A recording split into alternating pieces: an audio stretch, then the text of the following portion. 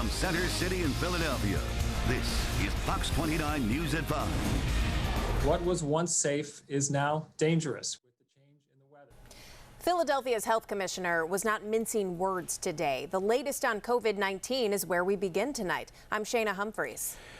I'm Jason Martinez. Let's start with our headlines here in Philadelphia tonight. Philadelphia Police Commissioner Danielle Outlaw self-quarantining tonight. The department says that she came into contact with an employee in her office who tested positive.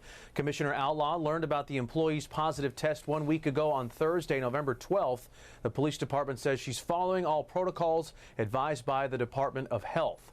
Now, also happening right now, another day of record-breaking case counts in Pennsylvania. We've also learned an Eagles player has tested positive for the virus, and restaurant owners are making their voices heard tonight as well ahead of the new restrictions going into effect in our area tomorrow. Jeff Cole working on that side of the story tonight. Jeff. Jason, Friday at 5 p.m., indoor dining ends in the city of Philadelphia for 6 weeks, and outdoor dining is restricted to 4 to a table, and they all must be from one household. Restaurant owners in this city say they are simply being singled out. For city restaurants, Friday evening at 5 is likely to be the witching hour. The time indoor dining stops, outdoor dining is restricted, and they say their livelihood's in question. We're picking and choosing the winners and losers, and I'm afraid all of us are going to be the losers. The dining restrictions drop as COVID cases rise. And Philadelphia reports 765 new cases for a total of over 57,000. Will you survive at your location in Philadelphia? I'm not sure. You're not sure? I don't have an answer for that. This woman is a 23-year restaurateur in Philly. She and others gathered on Thursday with their lawyer to say they'll fight. How is it that City of Philadelphia restaurants are somehow more dangerous than City of Philadelphia Lowe's or City of Philadelphia Walmarts or Wawa's? I cannot winterize. We don't have the funds after 8 months of being out of, barely surviving. I'm not going to sit there and build another restaurant within a restaurant. The attorney for the group of 15 restaurant owners expects to quickly file a legal claim arguing a violation of their constitutional rights and urging a stay of the new restrictions. The city's health commissioner says contact tracing in the city has found restaurants are likely places for COVID to spread. There is ample evidence from around the country that restaurants are high-risk situations. Studies, for example, from the Centers for Disease Control showing that people who have COVID were more likely to have eaten in a restaurant than people who haven't. Indoor dining will be shut down for 6 weeks, just enough time, say restaurateurs and their workers, for their careers to collapse. We need people to bail us out. People won't survive the next 6 weeks without a paycheck.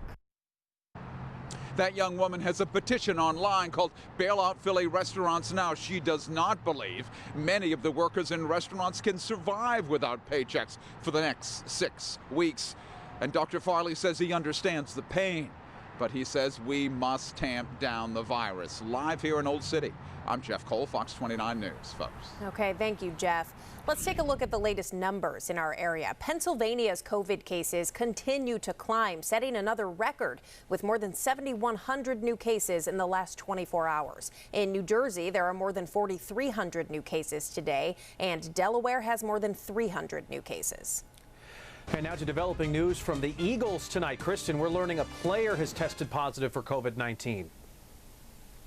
Yeah, that's right, Jason. The Eagles did announce today that a player has tested positive for COVID-19 for the Eagles. And as per NFL protocol, that player and all those in close contact are now under self-isolation. The player that tested positive is reportedly wide receiver J.J. Arcega-Whiteside, though the Eagles did place 4 players on their reserve COVID-19 list today. Remember, the entire league is going under the intensive COVID protocols on Saturday, meaning all meetings will be virtual around the league. The Eagles do feel comfortable making this transition, though, and they say they're happy the NFL is making sure that everyone can stay safe.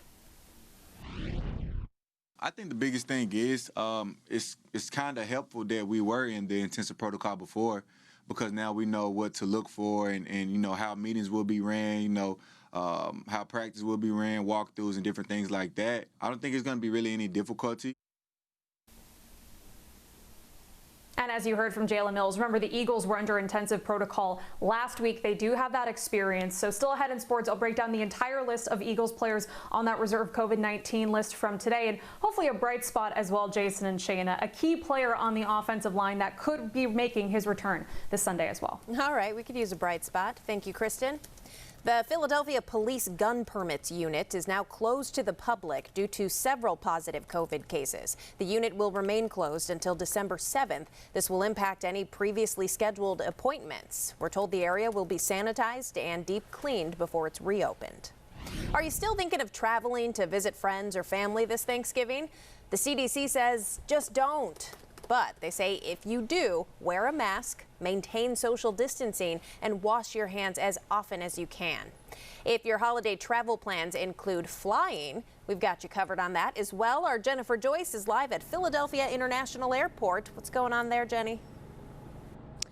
Yeah, good evening, Shayna. Well, our Fox 29 crews watched the cleaning in full effect earlier today. American Airlines in particular says that it actually worked with infectious disease specialists to develop its own safety strategy, which of course includes additional cleaning and enforcement to make sure that everyone feels comfortable.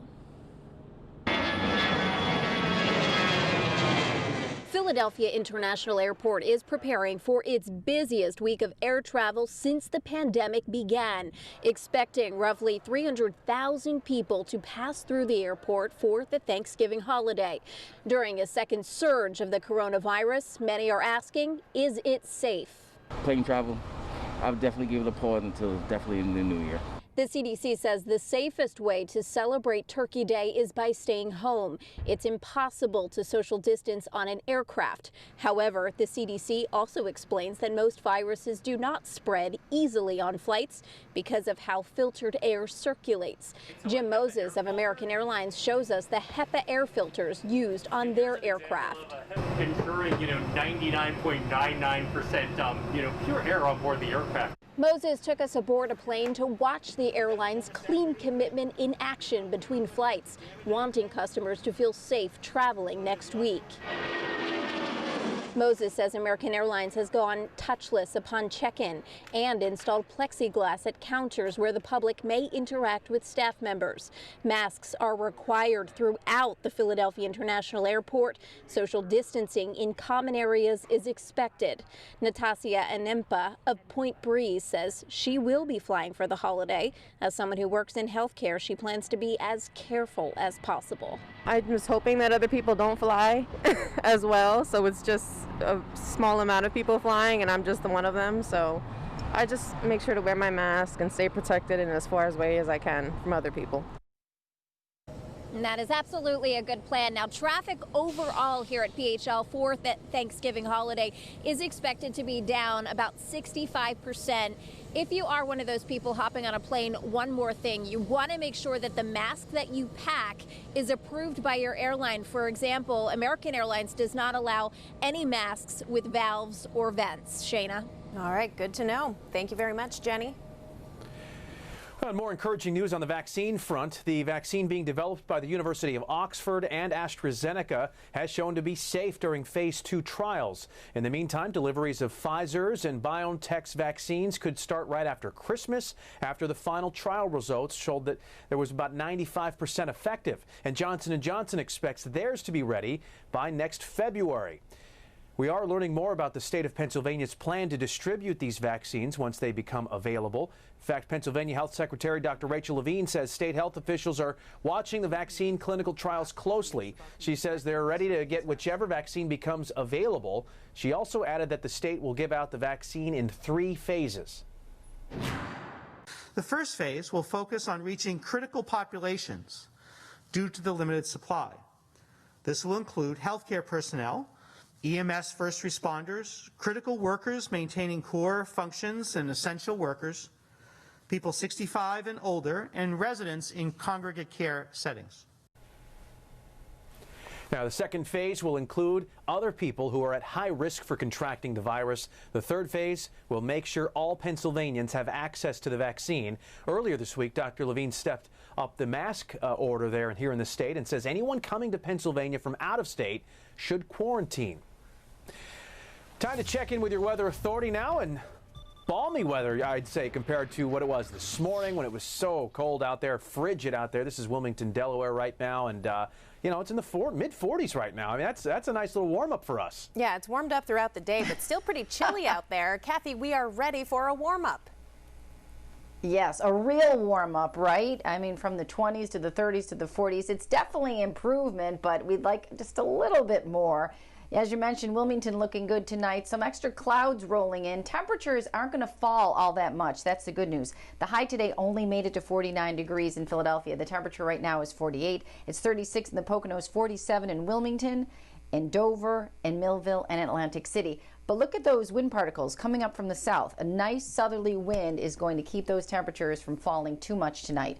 30s to the north and west of Philadelphia, from Philadelphia south and east, mainly in the 40s, and that will put us in a good position tomorrow morning to jump back up. So 40s early in the morning, plenty of sun, midday temperatures in the 50s, and by the afternoon around 60 degrees. Even by 8 o'clock after the sun sets, you're in the mid-50s, so that's even warmer than it was today. Warmer temperatures still for your Saturday. We'll look ahead to Thanksgiving. That's all coming up later in the broadcast. I'll see you then. See you then, Kathy. Caught on camera, 3 masked men break into a home. Inside was a little girl sound asleep. And a popular local food truck in University City getting ready to pack it up for good after decades in business.